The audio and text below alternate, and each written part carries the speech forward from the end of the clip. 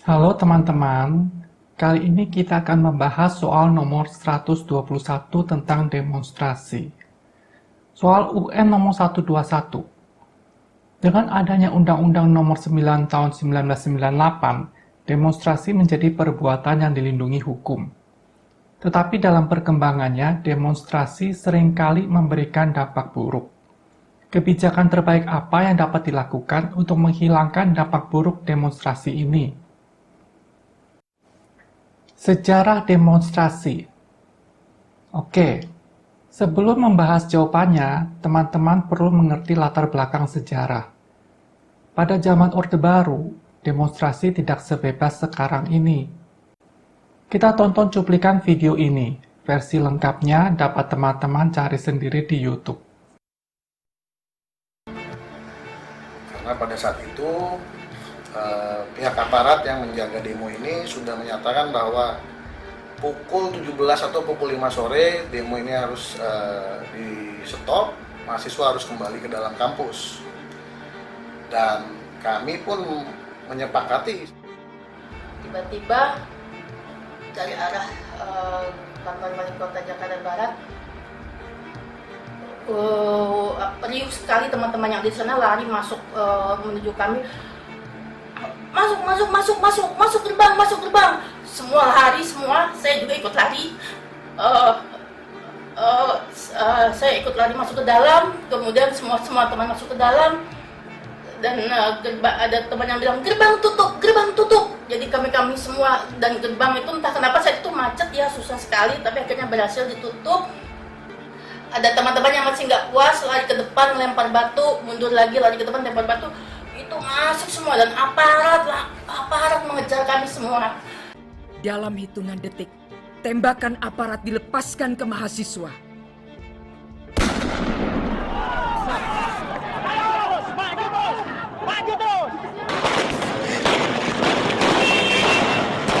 Situasi chaos. Mahasiswa berhamburan, kebingungan mencari perlindungan.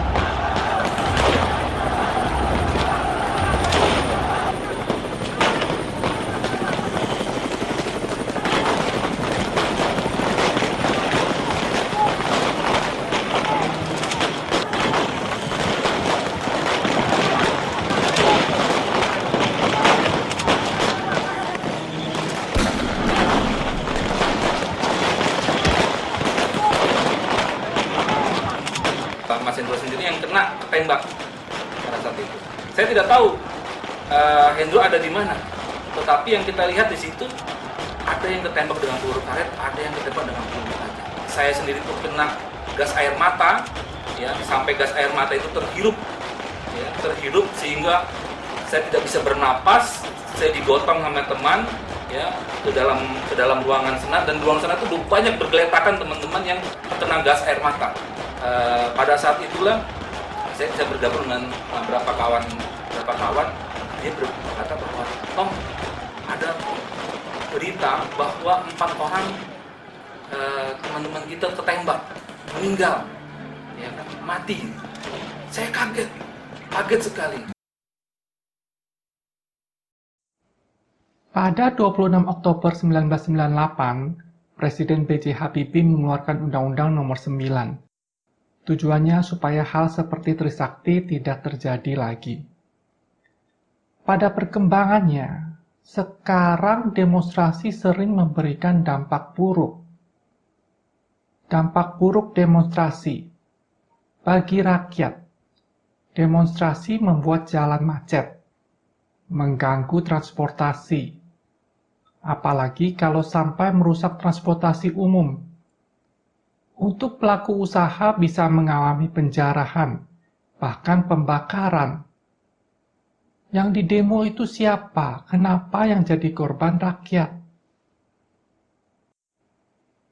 Bagi pendemo, kena gas air mata, ditangkap, terluka, bahkan meninggal dunia. Untuk demo saat COVID juga potensi tertular COVID. Bagi polisi, kerusakan materi, terluka, bahkan ada yang meninggal dunia.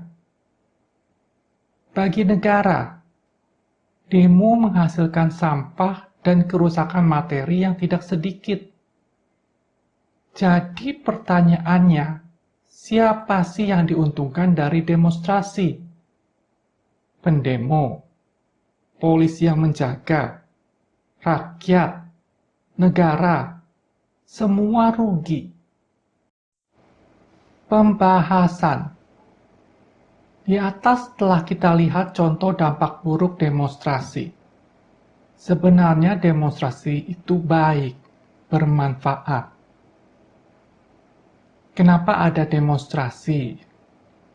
Protes karena dirinya dirugikan. Ya benar. Misal demo pekerja menuntut hak mereka. Mereka yang tersinggung menuntut permintaan maaf.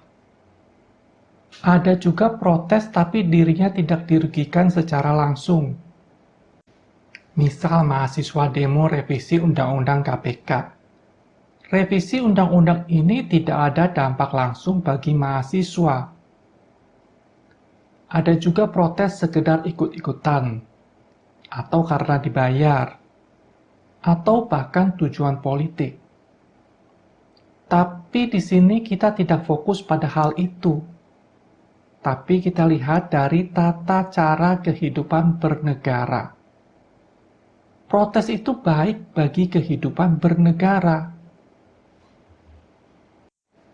Dengan adanya protes ini, pemerintah akan hati-hati dalam bertindak, dalam mengeluarkan aturan kebijakan, karena konsekuensinya akan didemo. Kalau teman-teman ingat pelajaran fisika, ada gaya gesek. Gaya gesek sepertinya merugikan. Misal, karena ada gaya gesek, kita lebih sulit mendorong suatu benda. Semakin besar gaya geseknya, semakin sulit kita mendorong. Merugikan bukan? Atau gravitasi. Semakin besar gravitasi, maka suatu benda semakin berat. Bahkan tubuh kita pun lebih berat. Tapi tahukah teman-teman, karena ada gaya gesek, mobil yang melaju di jalur beraspal bisa dikendalikan dengan baik. Mengemudi saat salju adalah sangat sulit, karena gaya gesek jalan kecil, sehingga mobil mudah tergelincir dan sangat berbahaya. Tahukah teman-teman, karena ada gravitasi, kita bisa berlari di jalan, bisa menyelam di dalam air, bermain bola basket. Kalau tidak ada gravitasi seperti di luar angkasa, hal ini tidak bisa dilakukan. Power tends to corrupt. Absolute power corrupts absolutely. Statement ini dibuat oleh Lord Acton, seorang sejarawan asal Inggris. Corrupt di sini bukan hanya berarti korupsi, tapi menyimpang. Jadi, kekuasaan cenderung menyimpang. Kekuasaan absolut pasti menyimpang. Dengan adanya demonstrasi, menghindari pemerintah menjadi absolute power atau merasa dirinya adalah absolute power. Karena demonstrasi bermanfaat, maka jangan pernah pemerintah berasumsi pendemo adalah orang-orang yang membenci pemerintah. Salah. Bahkan kemungkinan besar pendemo-pendemo ini adalah mereka yang memilih pemerintah waktu pemilu. Pemerintah seharusnya melihat pendemo sebagai teman sejati. Teman sejati itu apa? Teman sejati itu bukan teman yang tetap mendukung kita baik kita benar ataupun kita salah. Itu bukan teman sejati. Itu teman yang akan menjerumuskan kita menjadi manusia egois. Teman sejati itu teman yang tidak ragu menegur ketika kita salah. Mengapa protes dengan demo?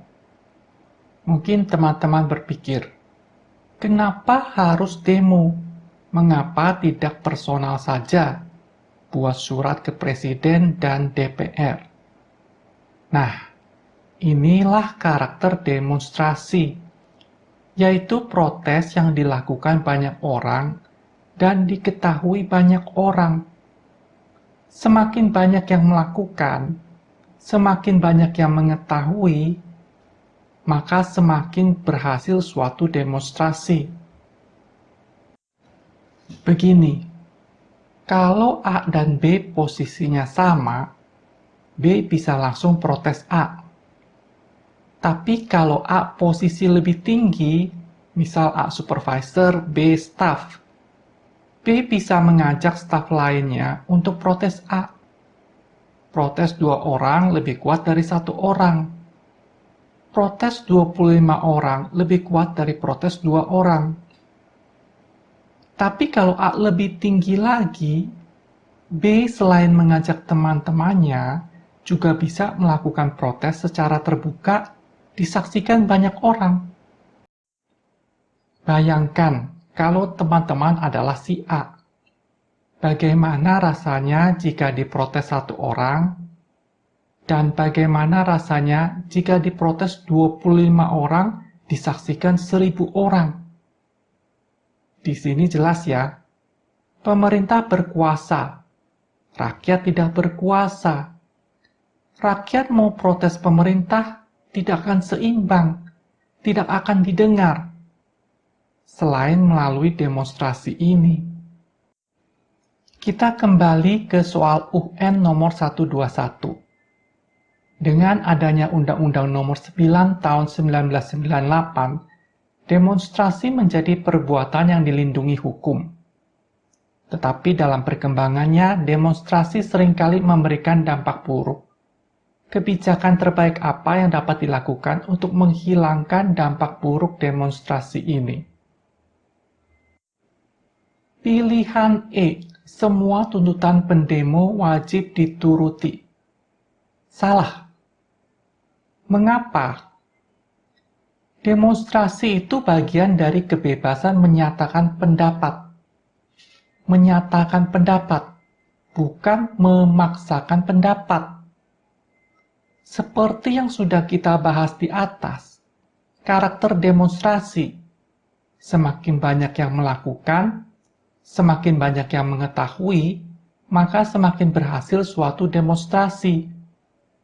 Tujuan pendemo dituruti atau tidak, itu bukan dalam kendali pendemo. Itu tergantung oleh pihak yang didemo. Demonstrasi yang harus dipenuhi tuntutannya, itu namanya bukan demonstrasi. Itu pemaksaan. Bayangkan, pendemo pertama tuntut A, dituruti pemerintah. Maka akan ada demo kedua, demo tandingan yang lebih besar menuntut pembatalan A, dan pemerintah turuti. Maka akan ada demo ketiga yang lebih besar dari demo kedua, menuntut A lagi, dan pemerintah turuti, dan seterusnya dan seterusnya. Akhirnya negara setiap hari akan disibukkan dengan demo dan demo. Habis energi bangsa ini untuk demo saja. Atau bahkan bisa terjadi perang antara pendemo.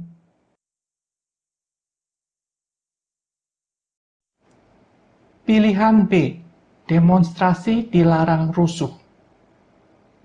Demonstrasi adalah hak menyatakan pendapat. Tapi dalam melaksanakan hak, bolehkah melanggar hak-hak orang lain? Tentu saja tidak boleh. Contoh, jam 3 malam seorang menggunakan mikrofon berteriak-teriak, berorasi menyatakan pendapatnya. Apakah boleh? Kan dia melaksanakan haknya. Tapi orang lain juga punya hak. Hak untuk tidak mendengarkan. Hak untuk istirahat. Mengingat jam 3 malam adalah waktu istirahat. Pertanyaannya, Apakah jika demonstrasi tidak rusuh akan menghilangkan dampak buruk demonstrasi? Demonstrasi di tempat umum, walaupun damai, aman, tetapi jika berorasi menggunakan mikrofon dengan suara keras, telah melanggar hak orang lain. Karena orang lain belum tentu mau mendengarkan orasi tersebut, tapi dipaksa dengan suara mikrofon yang keras. Suara yang keras juga mengganggu pendengaran dan aktivitas orang lain. Demonstrasi di jalan, walaupun damai aman, tetapi jika menggunakan jalur kendaraan, maka akan menyebabkan macet. Artinya telah melanggar hak orang lain, hak untuk bertransportasi dengan lancar. Jadi pilihan B, demonstrasi dilarang rusuh, salah. Karena demonstrasi yang tidak rusuh juga bisa memberikan dampak buruk. Sebenarnya pilihan B, demonstrasi dilarang rusuh itu konyol. Demo rusuh akan membuat tuntutan semakin tidak dipenuhi. Kalau demo rusuh tuntutannya dipenuhi, ini artinya mendidik pendemo untuk berbuat rusuh. Mereka akan belajar dari pengalaman. Kalau rusuh, pemerintah takut dan tuntutan dituruti. Akibatnya akan ada dan ada lagi demo rusuh. Pemerintah yang rugi. Karena alasan inilah, maka pemerintah akan sangat enggan untuk memenuhi tuntutan demo rusuh.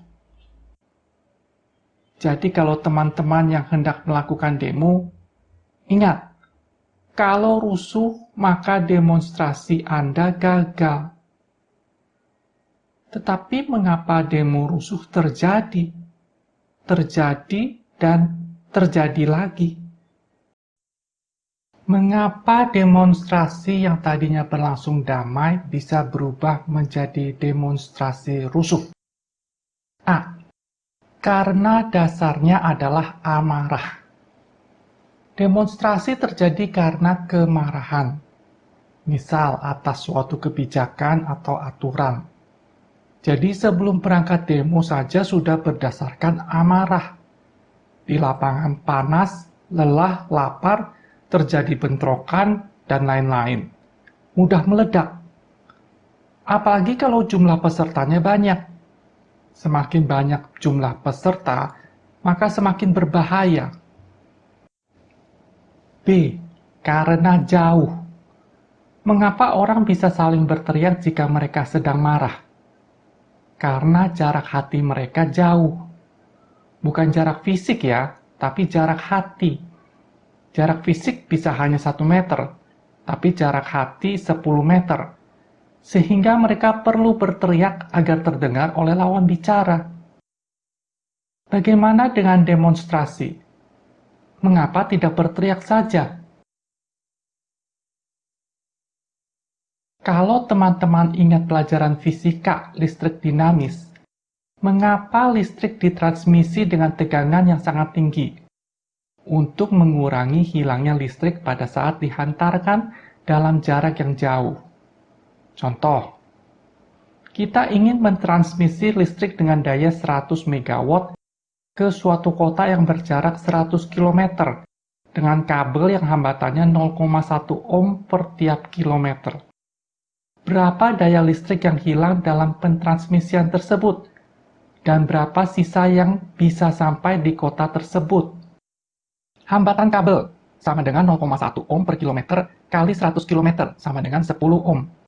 Jika ditransmisi menggunakan tegangan 220 volt seperti yang di rumah, I sama dengan P per V, sama dengan 100 MW per 220 volt, sama dengan 450 kA. Daya listrik yang hilang dalam pentransmisian adalah P sama dengan I kuadrat R, sama dengan 450 kA kali 10 ohm, sama dengan 2 juta megawatt. Ini sudah lebih dari 100 megawatt. Maka daya listrik yang hilang sama dengan seluruhnya, 100 megawatt. Listrik yang sampai di kota sama dengan 0, alias listrik tidak sampai di tujuan.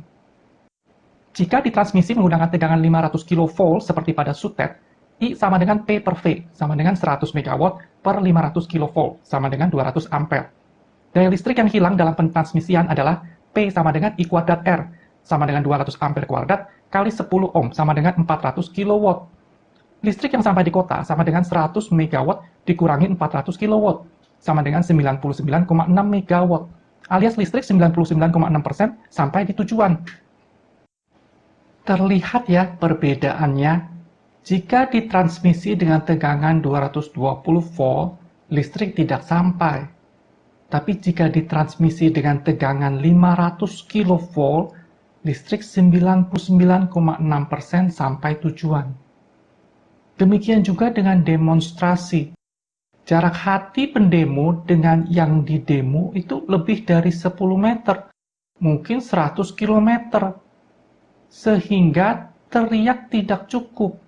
Perlu lebih tegang, seperti listrik tegangan tinggi sutet.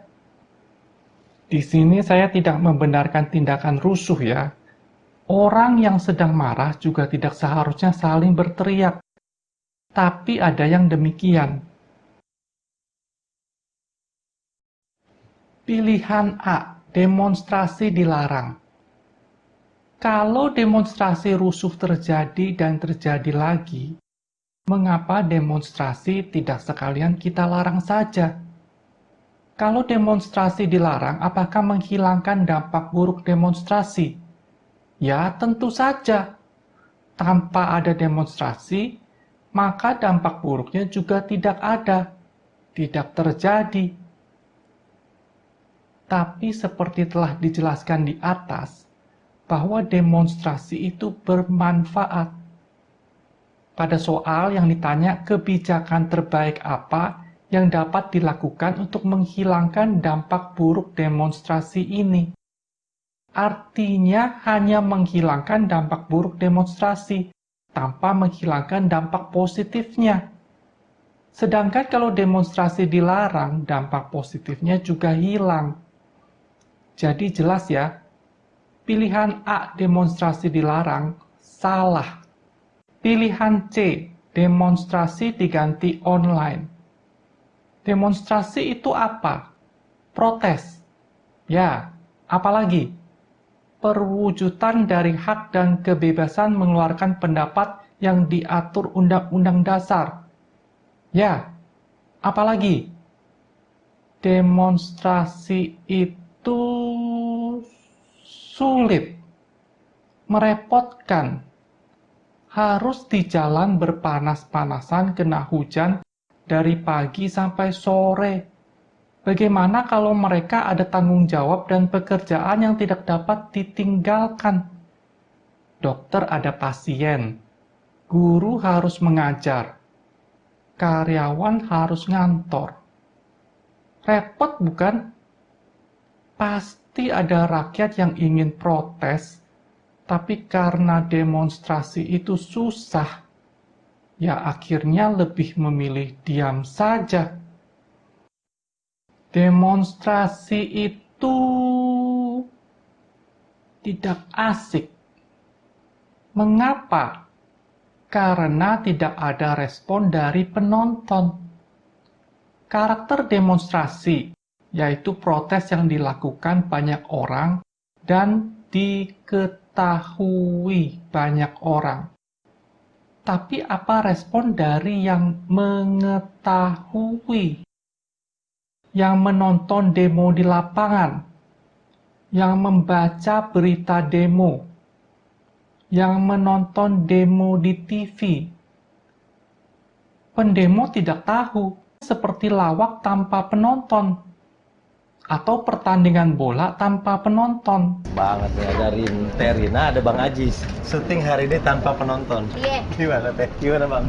Maju terus! Ini level serem paling tinggi untuk pelawak ya? Nah itu dia.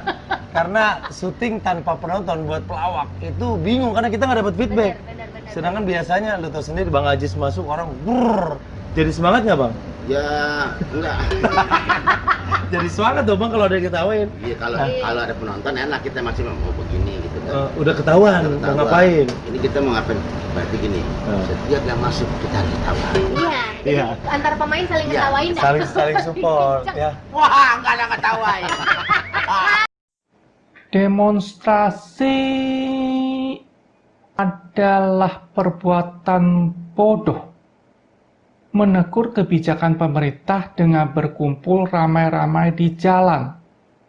Memang mampu merubah pikiran pemerintah.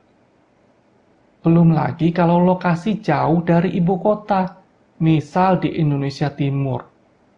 Di Jakarta saja demo tidak ditanggapi, apalagi di daerah yang jauh.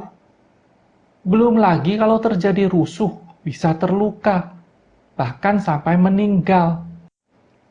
Mahasiswa itu kan terpelajar, cendekiawan, mengandalkan kekuatan pemikiran. Di demonstrasi tidak ada aspek ini.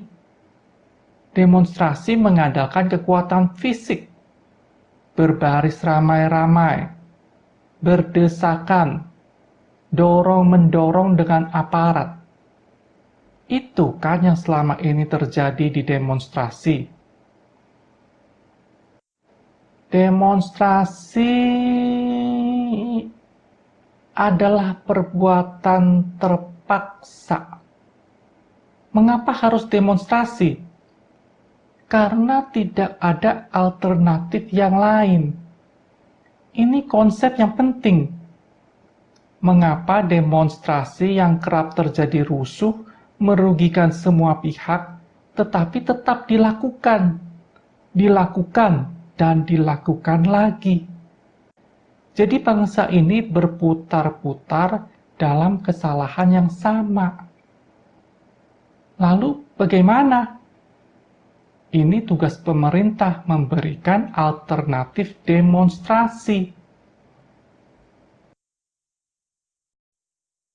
Kalau teman-teman perhatikan, sekarang ini zamannya online. Banyak yang berubah menjadi online. Pesan tiket pesawat online, tiket bioskop online, shopping online, beli makanan online, transaksi perbankan online, perizinan online. Bahkan pada masa COVID, semua sekolah online. Kenapa banyak yang berubah menjadi online? Ya, karena ada keuntungannya. Mengapa demonstrasi tidak online juga? Demonstrasi online bisa jadi alternatif demonstrasi yang sangat baik. Karakter demonstrasi, yaitu protes yang dilakukan banyak orang.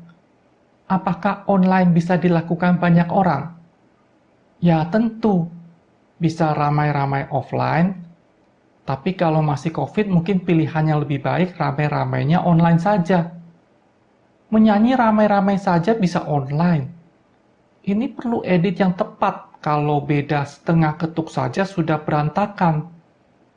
Demo ramai-ramai online, proses editnya lebih mudah.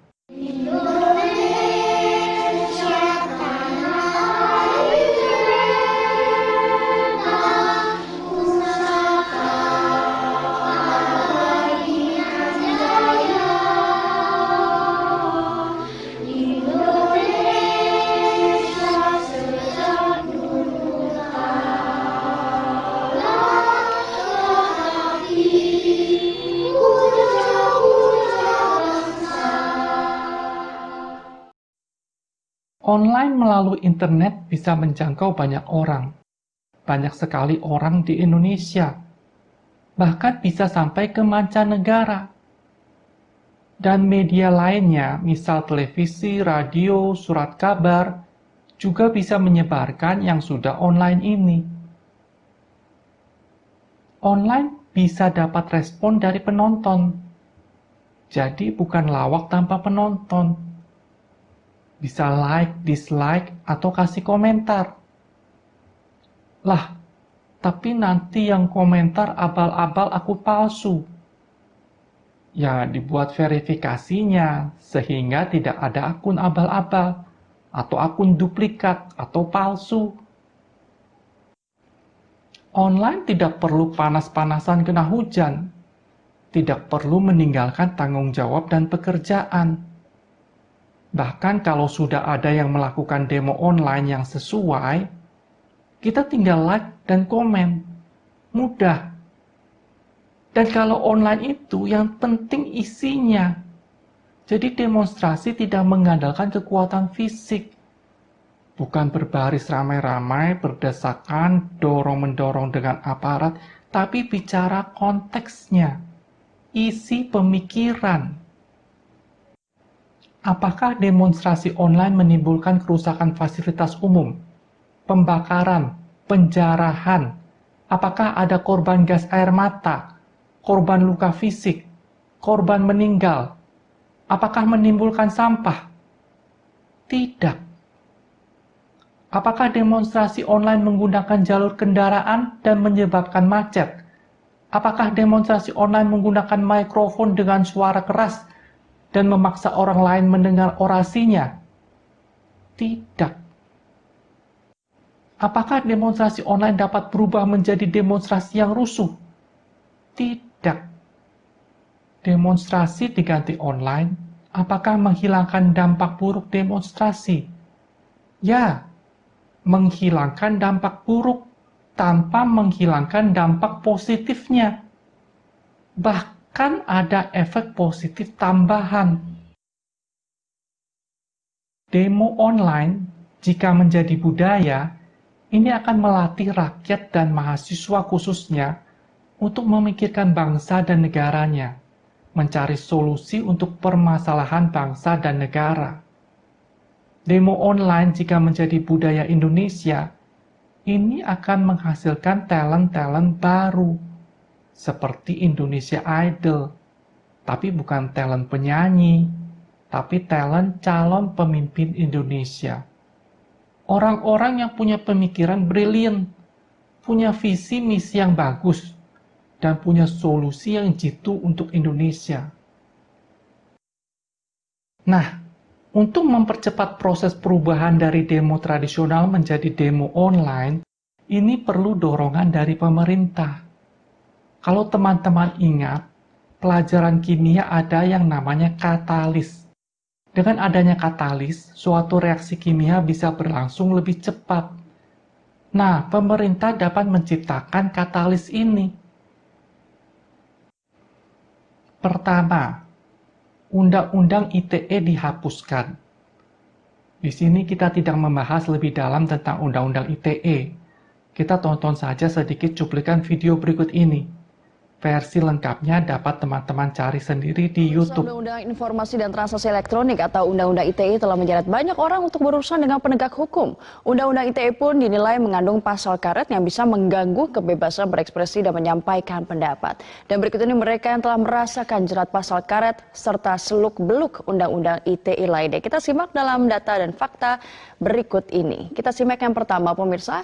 Jerat pasal karet Undang-Undang ITE ini ada beberapa orang yang pernah terjerat. Yang pertama, baru-baru saja Rius Fernandes dan Elwiana Monica 2019, ini bulan Juli kemarin kalau Anda ingat, mereka mengunggah video yang intinya komplain dengan menu yang ditulis di kertas oleh pelayanan dari Garuda Indonesia waktu itu. Dan akhirnya mereka berujung damai. Yang kedua, Baik Nuril, ini tahun 2018, ia dilaporkan ke Polsek SMAN 7 Kota Mataram NTB menyebarkan konten asusila, tetapi berakhir dengan amnesti dari Presiden. Lalu selanjutnya Prita Mulyasari pada tahun 2008, ia dilaporkan RS Omni Internasional Alam Sutra Tangerang karena mengunggah keluhan atas pelayanan pihak rumah sakit. 2. Berikan apresiasi khusus untuk demo online. Usul saya dibuat aturan kalau demo online harus ditampilkan di website resmi pemerintah atau channel resmi pemerintah. Ya, tentu ada syarat jumlah pendemonya. Harus cukup banyak. Tapi ya, jangan terlalu tinggi. Jadi kalau demo online-nya bisa ditampilkan pemerintah, itu merupakan suatu kebanggaan bagi pendemo, bagi alma mater. Pertanyaannya, Ini demo menentang pemerintah kok malah dipromosikan pemerintah? Ya tidak apa-apa. Daripada demo tradisional dan terjadi rusuh, apalagi sampai menelan korban jiwa. Jika dipromosikan pemerintah, kan pendemo puas dan merasa demo online lebih menguntungkan. Akhirnya demo pelan-pelan ditinggalkan. Semuanya beralih ke demo online. Pertanyaannya, ini potensi membuat pemerintah malu. Pertama, pemikiran banyak orang itu tidak selalu yang benar. Kebijakan pemerintah ditentang banyak orang belum tentu kebijakan itu salah. Waktu yang akan membuktikan dengan kebijakan itu Indonesia maju atau mundur. Kedua, potensi membuat pemerintah malu itu bagus. Jadi pemerintah setiap kali mengeluarkan kebijakan akan ekstra hati-hati. Harus siap dengan fakta-fakta, pemikiran yang logis, dapat dipertanggungjawabkan ke publik. Atau nanti akan ada demo online yang menertawakan kebijakan tersebut. Potensi membuat pemerintah malu akan menciptakan pemerintah yang bukan absolute power. Oke, jadi pilihan C, demonstrasi diganti online adalah benar. Pilihan D, demonstrasi online wajib dijawab. Bagi pemerintah, kalau pemerintah keluarkan kebijakan lalu diprotes dengan demo online dan selesai sampai di situ, yang ada setiap kebijakan pemerintah kesannya selalu jelek. Kesannya ya, karena selalu diakhiri dengan protes. Kalau pemerintah diberikan hak untuk menjawab protes itu, pemerintah bisa meyakinkan masyarakat kalau kebijakannya adalah baik, demi kepentingan bangsa dan negara. Pendemo protes dengan data dan logika. Pemerintah bisa mengcounter dengan data lain dan logika lain yang lebih akurat. Bagi pendemo, kalau demo online sudah mengumpulkan banyak orang, sudah dibuat dengan jumlah pendukung banyak, dengan data akurat, dan pemikiran logis, tapi hanya ditampilkan di web dan channel pemerintah saja. Ini kan seperti bicara dengan tembok. Tidak ada tanggapan. Kalau ada aturan pemerintah wajib menjawab, maka ini bisa membuat pemerintah 2 kali malu. Pertama, saat demo online memamerkan kejelekan kebijakan pemerintah. Kedua, saat pemerintah menjawab demo online. Akhirnya pemerintah jadi takut untuk sembarang membuat aturan. Kalau pemerintah masih nekat keluarkan kebijakan yang buruk, masyarakat se-Indonesia akan disadarkan. Dan nanti saat pemilu, pemerintah yang berkuasa siap-siap tidak terpilih. Jadi pilihan D, demonstrasi online wajib dijawab adalah benar. Mungkin teman-teman bertanya, jadi mana yang benar? Pilihan C, demonstrasi diganti online, atau pilihan D, demonstrasi online wajib dijawab?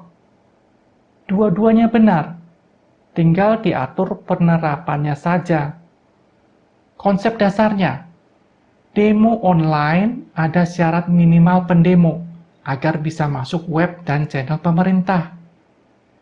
Demo online yang sudah masuk web dan channel ada syarat minimal like agar pemerintah wajib menjawabnya. Pertanyaan nomor 1. Apa syarat isi konten demo online? Kalau ini menurut saya tidak usah diatur. Biarkan pendemo berkreasi. Demo online itu nanti pertarungannya selain data valid, logika, penyampaiannya juga penting. Kalau penyampaiannya tidak menarik, kan yang nonton nanti sedikit, dan yang like juga sedikit. Ini bagus. Jadi pendemo harus kreatif, harus mampu menyampaikan protes dengan menarik. Kalau demo tradisional potensi rusuh, ini demo online menghasilkan konten-konten yang menarik. Kalau demo tradisional rakyat terganggu, ini demo online menghasilkan tontonan yang ditunggu-tunggu rakyat. Contohnya apa? Silakan teman-teman berimajinasi sendiri. Protes sambil menciptakan konten yang bervariasi dan menarik.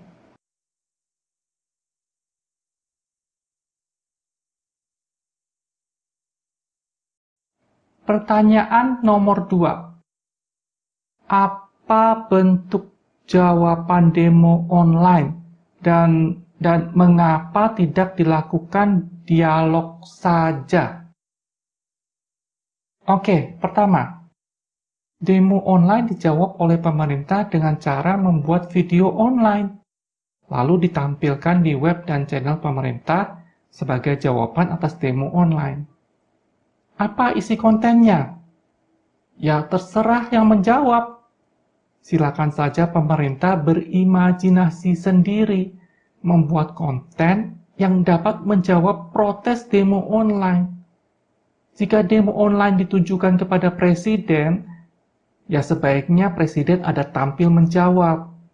Ya tentu tidak perlu 100% presiden, bisa dibantu menteri atau staf ahli. Jika demo online ditujukan kepada DPR, sebaiknya ketua DPR ada tampil menjawab. Ya tentu bisa dibantu pihak-pihak lain. Lalu, mengapa tidak dilakukan dialog saja? Kalau dialog kan harus dijawab on the spot. Saat itu juga. Tidak ada banyak waktu untuk berpikir. Juga tidak ada banyak waktu untuk mempersiapkan jawaban. Takutnya yang ada dialog hanya untuk menunjukkan siapa yang juara, siapa yang ahli berdebat. Belum lagi kalau dalam dialog ada pihak yang lupa etika. Presiden atau ketua DPR dibentak-bentak, dimaki-maki. Kan ini pertunjukan yang kurang cantik dan tidak mendidik. Tetapi kalau dijawab online, yang didemo bisa memikirkan baik-baik apa isi protes pendemo. Jika memang protes pendemo itu tepat dan benar, pemerintah bisa menyetujui tuntutan pendemo. Jika protes pendemo itu menurut pemerintah salah, pemerintah bisa menyiapkan jawaban dengan data-data, logika, argumen, dan sebagainya. Jadi pemerintah menjawab bukan asal jawab, tapi jawaban yang baik dan lengkap. Karena ada waktu untuk mempersiapkannya. Pertanyaan nomor 3. Bagaimana kalau demonstrasi dipakai untuk menjatuhkan pemerintah? Kalau menjatuhkan nama baik, ya tidak apa-apa, asal berdasarkan fakta. Tapi kalau menjatuhkan dalam artian mengganti pemerintah, mengganti pemegang kekuasaan sebelum habis masa jabatan, jangan. Kalau teman-teman perhatikan di dunia ini terjadi perubahan. Misal alat komunikasi. Dulu orang menggunakan merpati, telegraf, lalu telepon. Alat komunikasi genggam belum ada, yang ada pager. Kemudian ada handphone yang bisa SMS. Lalu internet ada email, handphone ada WA, Line. Terakhir saat COVID, banyak pelajar mahasiswa menggunakan Google Meet dan Zoom. Kondisi sekarang tidak sama dengan masa lalu. Tidak sama dengan masa Trisakti 1998. Dulu presiden dipilih MPR dan bisa seumur hidup. Sekarang ini presiden dipilih langsung dan tidak seumur hidup. 5 tahun dan sesudahnya dapat dipilih kembali 1 kali masa jabatan. Dulu tidak ada mekanisme jika tidak setuju dengan pemerintah. Sekarang kalau tidak setuju ada mekanismenya, yaitu pemilu. Tidak setuju dengan kebijakan pemerintah, ya jangan dipilih lagi saat pemilu. Jangan pilih presiden dan DPR yang menurut kalian buruk. Jadi jangan. Demonstrasi jangan dijadikan alat untuk menjatuhkan pemerintah. Ini tidak konstitusional. Pemerintah dipilih oleh rakyat. Kalau dijatuhkan oleh pendemo, artinya tidak menghormati rakyat. Tapi pemerintah harus bisa diprotes, ditegur, dikritik, supaya jangan merasa dirinya absolute power. Oke, sampai di sini. Jadi untuk soal UN nomor 121, jawabannya adalah C. Demonstrasi diganti online. D. Demonstrasi online wajib dijawab. Sampai jumpa di video-video pembahasan UN lainnya.